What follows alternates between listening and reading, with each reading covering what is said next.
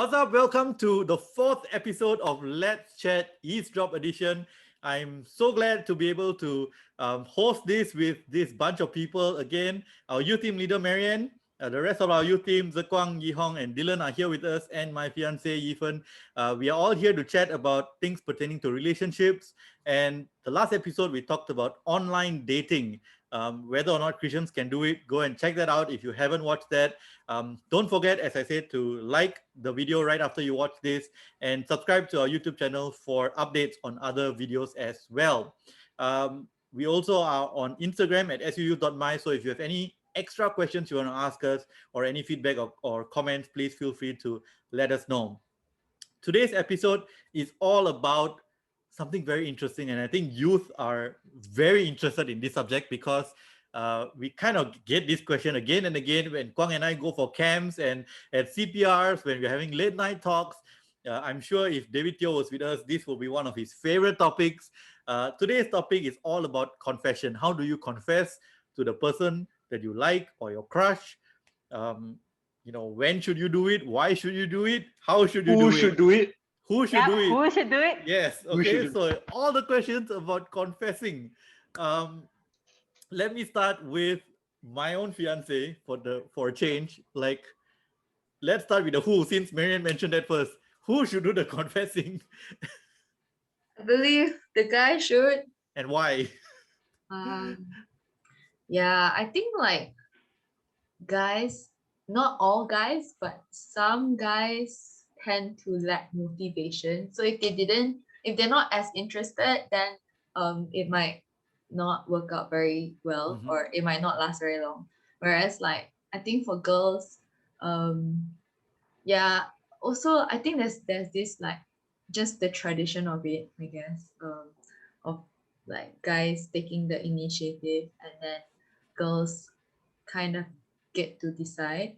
Yeah. But even then, like being a girl is not easy lah. But yeah, I think guys should. Yeah.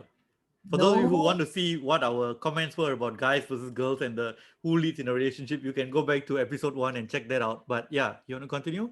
Yeah, guys should know like what they want to pursue, and then I guess that's also like attractive in a certain way. Yeah. So yeah, I think guys should confess first. Yeah. I'll share a little bit about my own personal story, and then what I came to a conclusion after looking at scripture and considering life in general. So I've only liked 3 guys in my life, and the third one is my husband. Unfortunately, in my experience, in all 3 experiences, one which of course didn't lead anywhere because he didn't reciprocate, and then there was my first relationship. And then there was the one who I'm with, Daniel. And in all 3 relationships, I don't know why, but I was always the first one to confess. And I would say that as a girl, it kind of has that impact on you, because I was always met with something like maybe not really, in the beginning, or maybe it could be a rejection, but it's not, that kind of a thing. So I think I mentioned this before. It's like when I was in hospital and I was in pain, Daniel actually asked me, "Do you like me?" And I said, "Yes, I like you." But by that time, I was so ready and so prepared as that the feelings would be reciprocated. So I actually said, "But you don't have to like me back." And when he said okay and changed the subject, I was like, "Oh, okay, rejection for the 3rd time." And of course, looking into scripture now, I realized that it's not set in stone, but if you look at how marriage is set up and how the man's supposed to be the spiritual leader of the house, then of course women would have that innate sense of wanting the man to take that ownership, right? That leadership to make the first move. Yeah. So and I think a lot of Christian sisters that I journey with have that same stress. They're with this guy, they're in this like weird zone where they don't really know where they're at. And the guy seems to be cruising along and taking it very easy. And the girls are asking like, so where is this going? And they don't really have that ability to ask that question outright, because it seems to be in a weird zone, if you understand what I mean. Yeah. Marianne, I would contest to say that actually okay, not what you say about Bible, that all I agree lah.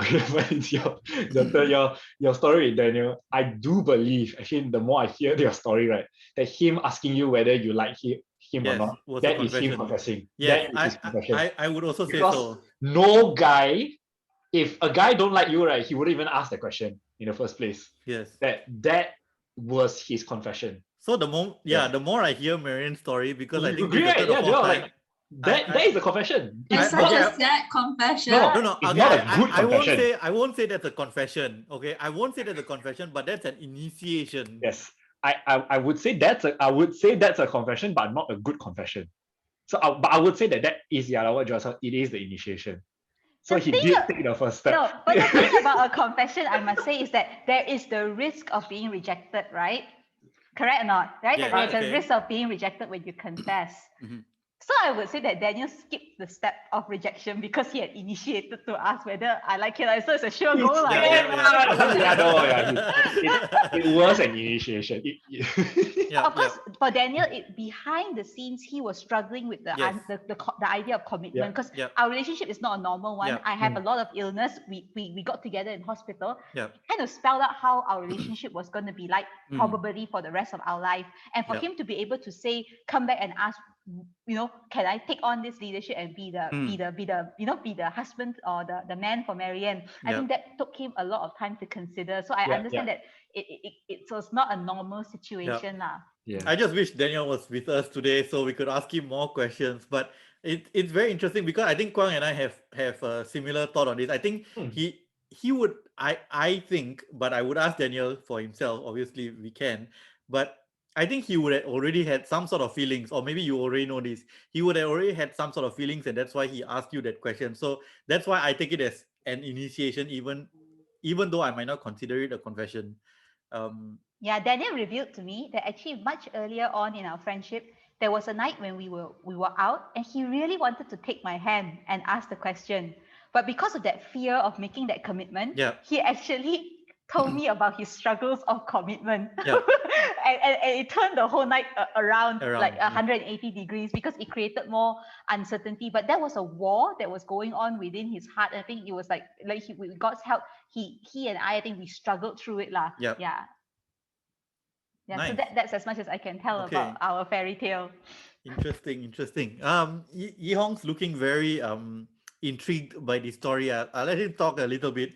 What do you think about what has been said so far? For myself, let me talk about myself lah. Sure. So statistically, the girls that made the first move, like they confessed to me, 0% ended up with anything happening. Because for me, getting the relationship must be mutual.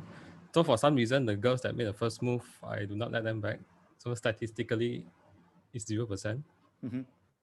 My previous relationship though, we sort of get into it together. Organically, it happened. How it happened is that, so 4 of us friends from the same CF, we went out together. Yep. And I think they were busy with classes or assignments. So slowly, 2 of them like never come out as much. So it's only me and this other girl. And because of that, we spent more time together. There's one few times she asked me to come out at 2 a.m. because we stay on campus. So I came out 2 a.m. to talk to her about some things, and it sort of happened organically. So for that particular one, no one confessed to anyone. It just happened like that. And we knew in our hearts that we want to be together. And we were together almost 3 years, I think. So the other 2, I was the one who confessed. And for some reason, they rejected me. But after a while, we still remain friends. After a while, they say that, okay, maybe we can get together. And that's statistically 40% success rate, I would say. Yeah, I think I agree with Yong in a lot of sense. I think I mentioned it in our recent forum. I think when the girl confesses to a guy and the guy has no feelings for the girl, it's more likely that the guy would repel. And I think that, again, don't want to generalize, but that has been the cases for most guys. When I mentioned that at the forum, yesterday I was talking to one student who was at the forum, and he was telling me, oh, yo, when you said that, like I could totally identify with that, because when he didn't have feelings for a girl who, you know, like he found out, or the girl confessed to him, and he totally repelled. And even though they had some sort of a friendship going, that friendship totally died after that. um so but for on the opposite end, I think if the guy confesses to a girl, or a girl finds out that the guy kind of likes her, I think it is more likely that the girls would um give the guy a chance, or at least get to know him better, like we were talking about in the online dating, like how how, as in the previous episode we talked about how online dating, the first impression is kind of like a bit different for guys and girls. So that's something I mentioned. On Marianne's point, I talked about when we look at Christ and the church as an example of a relationship. Christ initiated in the first place, right? He he showed us his love first before we could even love. And even by him showing his love, there's still people who still reject Christ. There are still people who say no to the grace that he undeservingly gives us, right? We undeservingly can receive. There are still people who reject that. So like Marianne said, there's always that risk lah. Even for guys, when you confess, there's always that risk of rejection. And even Christ experienced that himself. But he initiated first. He made the first move. So yeah, so that's on the point of what we've been hearing. Kwang, Dylan, anything to add? Uh, I don't have much because my last relationship is really long ago. So in my experience, it's most of the time like people confessing. So, and I don't reciprocate because I really just didn't have the time to like for a relationship. So I don't. I mean, now I got more time, but I still have to think about it, right? But so now I am thinking about it because like how you all bring it up now, it's like like so I can give you like a rough statistics. I do agree with what most of you say about the guys rejecting, because when the guy is not motivated into, let's say, even to not even talking about liking a person, but even for a relationship, right? Yeah, it's like completely like my experience. Like, as I confirm, I would just say no. I'll just like, okay, thanks. Yeah, I understand where you come from and everything, but like I would clearly state out on why this is not the right time or something like that.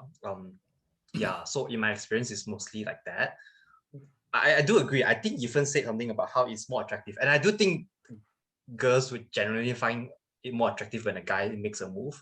And to weigh it down is also because like, okay, girl or guy who does it also, they both take courage, right? But I do think the motivation to lead a relationship comes from one side rather than the other. I would say, and I think this is, okay, because I don't think we can discount the fact that, okay, you just have to say first that if there is a relationship out there where the girl is the one who initiated the start, it does not mean that the entire dynamics of the relationship is ruined. Yeah, okay. You don't have to break up and redo it. Yeah, there are cases, where the girl took the initiative at the start, and then the guy just took the lead from there. Yeah. So we just have to say that your relationship is not due to you if the girl started the relationship. That's one. Okay. Secondly, totally agree also with Fern and Dylan when you all mentioned that when the guy is not motivated, right, the relationship will die. like this seems of like there's only, I've always felt that there's always so much a girl can lead to a point where when she realized that the guy doesn't take the initiative anymore, that the relationship will just slowly fade away. And correct me if I'm wrong, all of you, I think, see if I can get this right. But it does seem that majority of times, the relationship always starts slightly one-sided. That there is this sense where the guy will actually feel a bit more than how the girl feels. That yes, maybe the girl might feel a bit here and there, but there seem to always be a bit more one-sided, that the guy will feel a bit more than the girl. And looking at that scenario and looking at that sense, that I don't know, all these girls who get together with guys, they often say like, yeah, he's cute lah, this or that lah, and values, but there was never really and say like, yo, actually I really like him. And the feelings for the girl usually grows as it goes from there. Whereas for the guys, it actually starts a bit higher and then it continues to grow from there. So working it the other way around doesn't seem to, I feel doesn't seem to breed very healthy relationships at the start. Yeah. Okay, I have to like kind of disagree with Okay, yeah.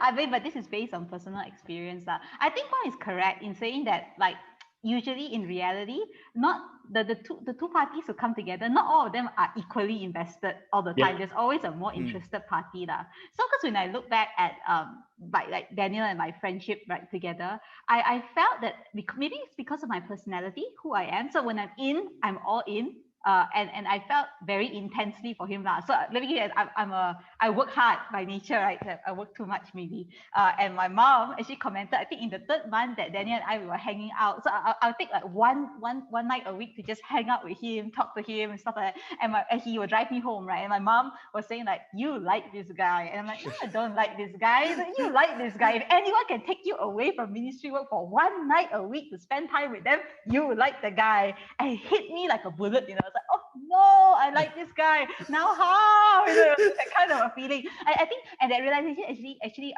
frightened me.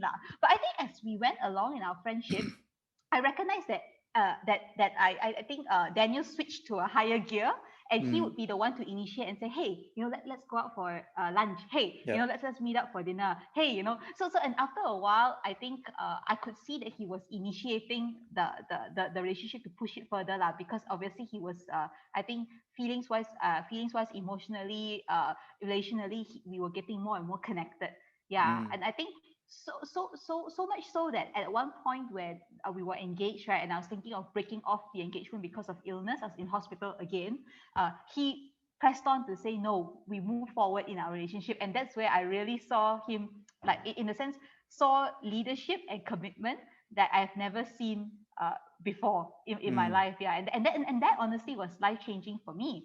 And it also impacted the way I looked at the way Christ was willing to go all the way to the cross, right, to redeem us. It just had that play in my mind, as I was living that out. So just sharing experience. Yeah. Then maybe just a question so that if anyone can follow up on this as well, is this that do you then as a guy need to wait until you are absolutely certain that a girl feels exactly the same way as you before you initiate? No. I don't think so. So then you agree that at the start it is a bit more one-sided lah? Yes, but not necessarily on the guy's part. It could be either or, right? And it doesn't mean that if the girl was more interested first, that was the moral of my story, that it always ends up that the relationship doesn't work out. I don't think that's true. I think God in his kindness brings people together in different ways, but we play our roles. I mean, that when we know, we are getting more invested, and if you're a guy, then step up, and if you're a girl, then just pray that God will guide you to respond properly. Yeah, because I think ultimately in a relationship, there will be ebbs and flows, even that might come from even external factors. Maybe at one point the girl is discouraged over something, or the guy is demotivated over something. It might not be because of each other, but because of external factors. So there will, you can't just blame you're demotivated, so this relationship is one-sided. I think there will be times where you will have to support each other in that sense lah. So firstly, I'm a thinker, so I think a lot before making any decisions. So I kept saying the personality, all those will matter a lot. Because if it's someone who is more impulsive, or because of this is how they feel, and then they just bam, that's they don't think about it, just go for it. There are people like that, and it goes both way, whether it is a girl or a guy. So it just really depends on that also because that is my view. Most of the time, let's say if I don't initiate, the person who initiate is usually more or less a bit more impulsive. For me, I always get overwhelmed by that.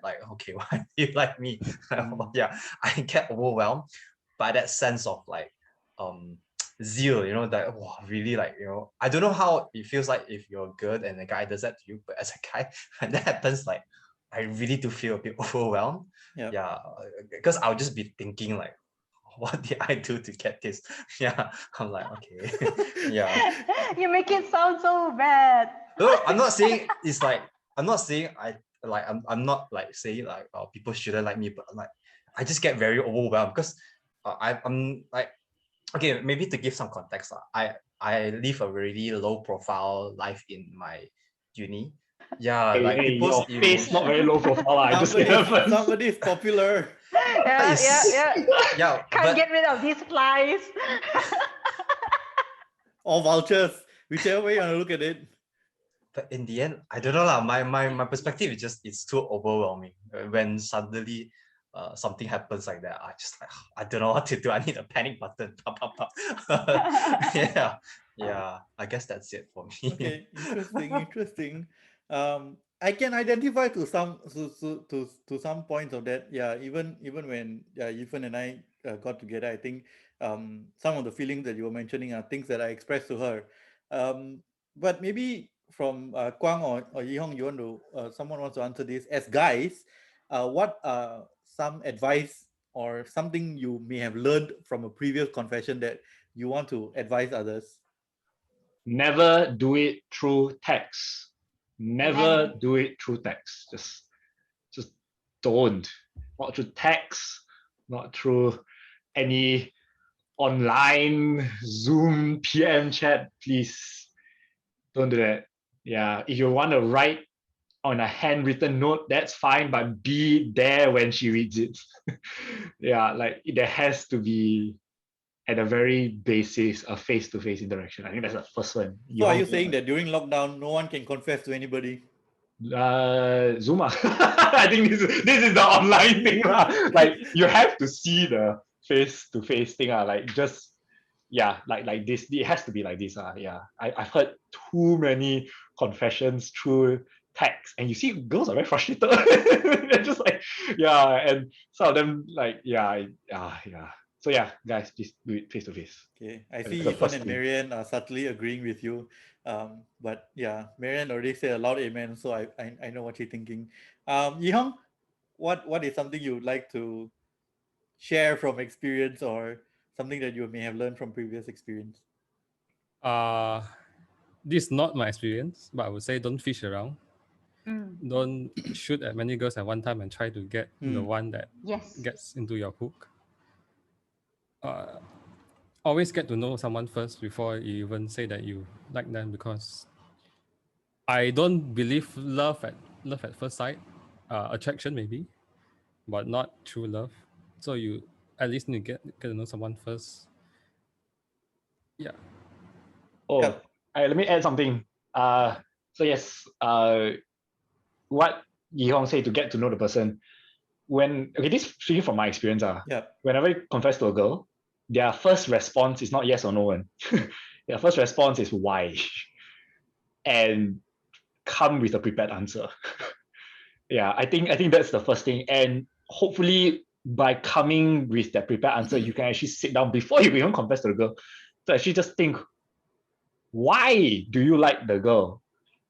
And if you give generic answers of like pretty la, this la, that la, and it fits every other girl, that's the response that she will fit. Like, what am I different than any other girls? That you should come thinking first why. So don't get too off guard from that. Just get prepared with the answer first. Let me chime into what Yihong said about fishing. I think that's really important, because if it seems like there's just a list of girls that you're going down and seeing who you can get, right? You really need to ask yourself, like, why do you want to be in a relationship? Are you idolizing a relationship? Because I remember personally, there was a young man, and I knew that he confessed to a girl who rejected him because she liked someone else. And of course, straight away after that, through some interventions and stuff, he was actually indirectly asking me, would you consider being in a relationship? And I was thinking, like, he just got rejected by a girl, and now you're coming for me. It's like, but that doesn't make sense. And you feel like the backup, what do they call it? Rebound. Rebound, yes. person, you know. Yeah.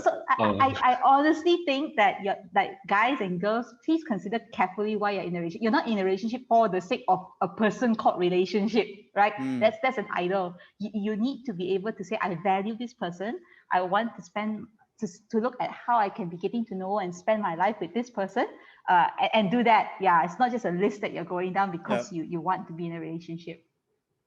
Yeah, I think after listening to Kwang and Dylan and Yihong, I may have broken a couple of rules that you all mentioned. I think with even I texted her first, but that's because she had to force me out of it. She was putting me in situations that I could not do anything other than to text her. So I'll let her maybe explain it later. But basically, I had to text her. But it wasn't like, to Yihong's point, the one thing I've learned from that experience that I was so glad I did was that I never uttered the words "I like you." I served with her. I have seen her in close proximity with camps and things like that. But even for a pair of childhood friends, for example, you never really know the person. Like your dynamics being friends and your dynamics as a boyfriend girlfriend might totally change the moment you cross that line. Um, so to utter the words "I like you" or "I love you" um, is is a big thing. So the one thing I was very glad I didn't do, and after that I mean after that I explained why to Ethan as well, was that I never uttered the words "I like you," because I I knew her, as I said, we were serving in camps together, and we had talked before, in camps. I got to know her a little bit here and there, but if I was going to pursue a relationship with her, I was going to know things about her that I might not even have liked, and I wanted to experience that for myself. Um, I wanted to understand the good, the bad side of her, and to be able to say, despite all these things, the whole package, I can say I like you.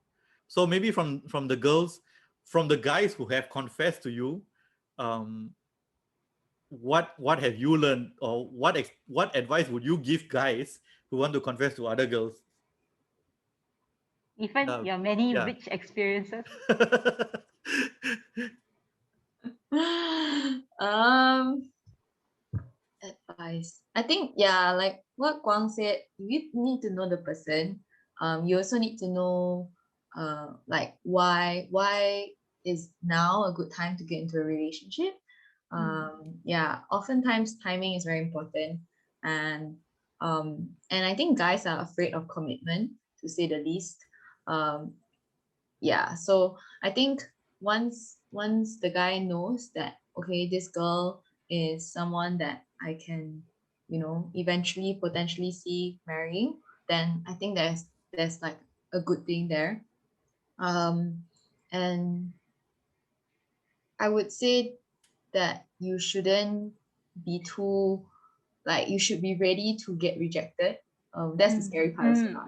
But you shouldn't like assume that just because you're gonna say I like you, then the person should already know or should like respond the way you want them to. Yeah, I think it's only fair if like you put it out there and then give the person time. Yeah, and also like you need to be honest in saying like what is it. Yeah, like what Con said last. What is it that makes them interesting to you or makes them special to Yep. you. And I think it's very important to also like talk to your guy friends or first before like before telling the girl that you are interested. Yeah, because then they can, I guess, be like someone who can talk to, and they can tell you whether it's just like lust or it's just like you need to fill some kind of void. So yeah, it's good to have like kind of like a clear process as to how to confess to the person. I would say get to know the person first lah. It's not good to just base it all on looks or on musical talent or like whatever sporty skills, it's not good enough. To add on to what Ethan said, when I was about Form 6 age, I had a very close friend of the opposite gender. Then she left elsewhere to study and she was working overseas for a few years. So we sort of lost contact. Then she came back for a while. We met up. And then I think something I did made her feel like I liked her because we were close before that a few years back. So she sort of said, she sort of confessed lah. And then when I rejected her, I told her that, your feelings might be wrong. I might have misled you. So maybe your feelings might be wrong. And she got angry. But to her credit, she actually calmed down after a few minutes and she thought about it. She accepted that from my point of view, that's true. And now she's with another guy that they are planning for marriage. So I think it ended well lah. In the big picture, it ended well. Yep. Yeah, the sad thing about misleading lah, I think sometimes we as Christians, as a guy or as a girl, you just need to be a bit watchful on how we act or interact, because of the way people read things lah. And so I think therefore, watching our own conduct, I like the way that Yehan says that, he did admit that maybe he misled the girl to thinking. I think that's important as well. And also to be conscious to ourselves as well, like if we're getting too close to somebody and we recognize that actually we don't have feelings for that person, but we might be acting in a way that leads them on to think that, to think that we are interested and we're not, then we need to pull the brakes there and do what is right. So that's a thought. Yeah, I think to help on that aspect, usually a question that I'll ask it's not the ideal question. It's not like the one question to fix all your, whether you're leading on or not, but it's a start, which is is what you are doing with that person of the opposite gender something that you would do if, let's say, you get into a relationship. And I think that's something to start asking first. And if the answer is like, no, actually, I won't be doing this with that person if I was in a relationship, you are leading the person on. Yeah, and it's to really ask that while you are single, the things that you're doing with people, if these are the things that you say you're not going to do when you get into a relationship, then you need to reconsider some of the things that you're doing. Yeah, I think we talked about things that things to do, or things to be careful of when you're confessing. One of the things I think I would advise not to do is don't be boastful about your confession lah. So I know of guys who even if they were rejected, they'll go around and they tell person, I confessed to this girl, I told this girl that I like her. Yeah lah, she rejected me lah, but I told her, and then suddenly, sooner rather than later, you find that so many mutual friends know about that this guy had this feeling for this girl, and this girl rejected the guy. It could pose a lot of complications for the community that you are a part of, especially if you have mutual friends lah. Every time like a youth or a student would tell me, oh, I told this girl that I like her, and then but yeah, we agreed that it's nothing going to happen at this age. So my number one question is why did you tell her if nothing's going to happen at that age? And number two, I always ask, how many people did you tell? If that person suddenly tells me, oh, I told like 7, 10 people, 15 people, like my whole class knows about it, then my question is, actually, I think your motivation or your purpose, what drove you to tell the girl may not be actually your feelings for the girl, but because you wanted some sort of popularity or some sort of thing in your pocket to say, hey, I've done this before. So I think you need to be careful about why you're doing it lah. When I hear that, I was like, I don't understand what the guy is even thinking. Why tell the whole world, right? Because this is my perspective. I don't tell people unless it's like people who know or close, because in my nature is I don't need everyone to know what am I doing in my life, right? So I cannot understand why would you boast everywhere. But I don't know. But my perspective on like on this is like because it sort of goes around with like playing around with people's feelings. It does sound like that when you are confessing, but without a right intention, and then like you sort of like cover it up whether it fails or not. Like because either way you're gonna boast, right? If you look at it, right, if you gonna rejected also you boast and you can get rejected, confirm you're gonna boast even more. In my opinion, looking at how it is, Yep, if the yep. negative you take it that way, the positive you're gonna tell the whole world, right? But I think in the end, it doesn't help either way, because Yep. of course you want to say that okay, a relationship is not exactly private but at the same time public, but you don't need to tell everyone about it, Yep. because the people who know will hold you accountable. People who don't know, is if they stumble upon it, and then at the end is that when you get married, okay, then everyone clap applause for you. But only so few people would actually be in the process of watching over you, guarding over you, making sure you don't make any mistakes. So if you take all those things in consideration, and how in some sense, even when you go to dating, it's somewhat sacred, right? You don't have to tell the entire world about it. Like that's why there's always this issue of in youth, I don't know about now, but last time it's always oh, we're official now. And then some is oh, we're not official yet, but we like each other. Then I'm like, so what are you trying What to does say? that mean? Yeah. Yeah, exactly. Yeah. So that I always remember recalling that, and then it confuses the heck out of me, man. What do you mean by that? So you're official, but you're not dating. So what are we, as a youth advisor, so how do we approach them then? You're serious but not serious. But if they're official, then what do we do? So do we actually start counseling them? And then yeah. I mean, as a youth advisor, one of the things I always ask is if it's the guy, I would ask if the girl was talking to someone else the same way she's talking to you, would you feel upset? Yeah. Would you feel upset? Yeah. If the guy says yes, then I said, whether you're unofficial or official, it doesn't really matter, because you've already made it this girl is exclusive to you, and you don't want her to talk to another guy the same way she wants to talk to you. So but I think Dylan has a really good point there as well. I mean, we bring up what Yong said earlier about fishing. Sometimes you might be fishing for many girls, but you could be fishing for other things in the process as well. I think it's basically what are you pursuing, lah? What is God trying to tell you, or is that even what you're pursuing? Is this girl really coming into your life, or is this guy coming into your life for a reason that you've been praying for, or for something that you've been looking for, and you really see God moving or God doing his work? Or you could be fishing for popularity with your mutual friends. You could be fishing for some other approval from other people, from your parents, or some it could be a whole different reason from actually what is the real purpose of getting into a relationship, other than just fishing for other girls. What are you actually pursuing? What are you looking for? Anybody else?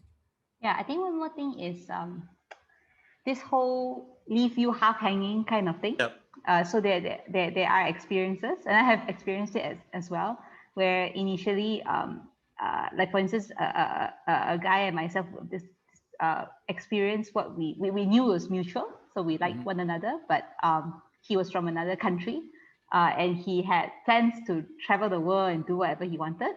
So obviously he did not want the commitment of a relationship, but he wanted to keep a certain friendship of sorts. Yep. So we write to one another, and I think it came to a point where I realized that this is not godly. I don't really know where this is headed. It seems like a very special relationship, because when we write to one another, it's always very personal.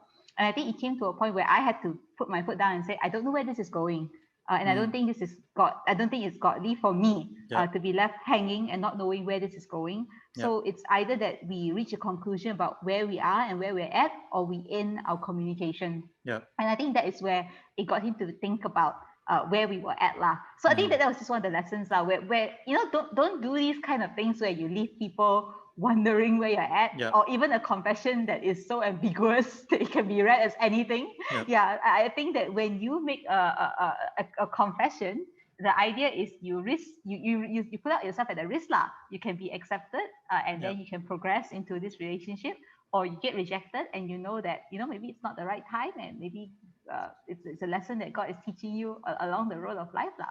So those are some of thoughts from my end. So you are in essence advising people to have the next step after confession before they even confess. Am I right? Yep. And all these halfway things, about relationship, I'm hearing all these young people, unofficial but official, but I'm like, seriously, you need to understand where you're headed when you look at a relationship. It's not a play thing. It's something that we understand. I think Dylan used the word sacred, and it's right. I mean, it's a gift that God's given us that's needing to us. So please don't play with it. Don't trivialize it. At the end of the day, when you're walking along the road of life, there'll be scars. There'll be scars in things that could have been, but wasn't, things that could be done right and wasn't. And we know God can use all these things to teach us lessons in life, right? But at the same time, if we do have principles that guide us and we are God's people, we want to live His way, then we need to value what God treats as precious, as gift. And I think that is too trivialized now in our, even in among Christian circles today when it comes to young people and relationships. I'm very sorry to say that, but it's a sad reality. Yeah. I wanted to ask the girls first, like, what's the correct way, or what advice do you have to reject someone if you don't like that person? I've definitely done a few wrong things. Yeah, so I think like growing up, a bit like overwhelming. It's just like, I think some of it was just, I was just very annoyed. I was just like, wait, last week you say you didn't like me, then suddenly this week you like me. And I'm like, excuse you. Then so I think like it's not very nice to just like always, I guess, people put themselves out there, then you just have to be nice about it, say thank you, and then say sorry, I'm not interested. Or you can just be honest and say like, oh, I don't think this will go anywhere, or like I really prefer to just be friends. And I think for me, not being able to handle it, like not being able to handle the fact that like, oh, I think he still treats me better than other girls because he has feelings for me. So for me, I couldn't handle it, so I just like totally ignore him. And I would just be like, he doesn't exist. But that's not very nice lah. So so I think it would just, you have to learn the subtle art of like just being very nice. And you have to be very careful with your words, and definitely your actions need to follow along with your words lah. So if you say that like, oh, you're not interested, then you shouldn't like initiate anything. You shouldn't like ask like, hey, are you okay? You just leave it, let his friends ask him that, I think it's got to be clear. Don't make it ambiguous. Like, in wanting to be too nice, sometimes we actually end up hurting the other party because they're not saying what is the truth. But I think the Christian principle behind it is like speaking the truth in love. So I think in terms of like in experiences in my life, it has been a lot of like times of having not clear things that were not clarified properly, perhaps because the other party didn't have the courage, or or they were like they want to hurt your feelings and things like that. So coming from a personal angle, it's got to be very clear, but it's got to be done in the act of love. But the person is not your better half, or not somebody you want to see spending the rest of, but it's still your brother or sister in Christ, right? And you love them, and you want to act in the most loving way possible. Love is going to hurt sometimes, but it's got to be made clear so that's just one thought off the top of my head. Yes, when you reject someone, let it clear that it is no. Don't let your mouth say no, but your actions say yes, because you will lead people on and bad things happen. I amen to Yi Hong's statement. It's one of my regrets in life. I think it's been 4 years and the girl still hates me. Like real hate. So I think on the topic of rejection, just to add one more bit on that, is a lot of guys will come to me and say, oh, I'm very scared to reject. Why? Because then I'll lose a friend. I'm like, huh? And there's this sense of like, the minute she say no, okay, I'm not friends with her for the rest of my life already. And some guys do think that, and there's that fear that, okay, you just lose that friendship altogether. I'll say that's false. You can still be friends. I think one of the biggest regrets I've had in my life was saying after a rejection, saying to this girl that I won't talk to her. And it's something that one of my regrets are even to this day, that I've just lost a friend because of a stupid mistake that I did. And you can still be friends, but you must also acknowledge that you cannot go back to square one before you confess. And you must understand that actually that desire to just go back to normal friends, that's not reality anymore. You can go back to friends, but you must acknowledge that your friendship will be slightly different. Yes, but you must understand, you must give time to move on, to take the next steps to move on and things like that. Exactly what Yifan said, for Yifan's advice to the girls on what you should do when you reject a guy. But for the guy, it doesn't mean that you lose a friend completely. You can be still friends. It just takes a while. Yeah. So I just need to put that out there. Yeah, it takes time and maturity. Yeah. That's great. Thank you so much, everyone, for your thoughts and everything that we have discussed today. I think one of the lessons we've learned from today is be very intentional. I just want to leave with one thought, which was given to me by Marianne when I was talking to her when Yifan and I were discussing about a relationship. Marianne said, if ultimately Yifan or a girl rejects you, the no is scary. It's very scary. But you must know that the yes is even scarier. Okay, because the yes means that there's commitment, there's responsibilities, there's accountability, there's a lot of things that go with that. So remember that when you confess to someone, a no can be scary, but a yes can be scarier. Okay, so think and reflect and ponder about that very, very carefully before you intentionally confess to someone. Okay, so with that, I just want to thank everyone here again for this discussion. It's been so good to have you, Marianne, Kwang, Yihong, Dylan, and Yifan. My name is Joel. Again, if I forgot to introduce myself earlier, but yes, please continue to subscribe to our YouTube channel, hit the subscribe button, hit the thumbs up button, and follow us on Instagram at suyus.my, and we will see you on episode 5. Amazing, on Let's Chat Eavesdrop Edition. Bye-bye.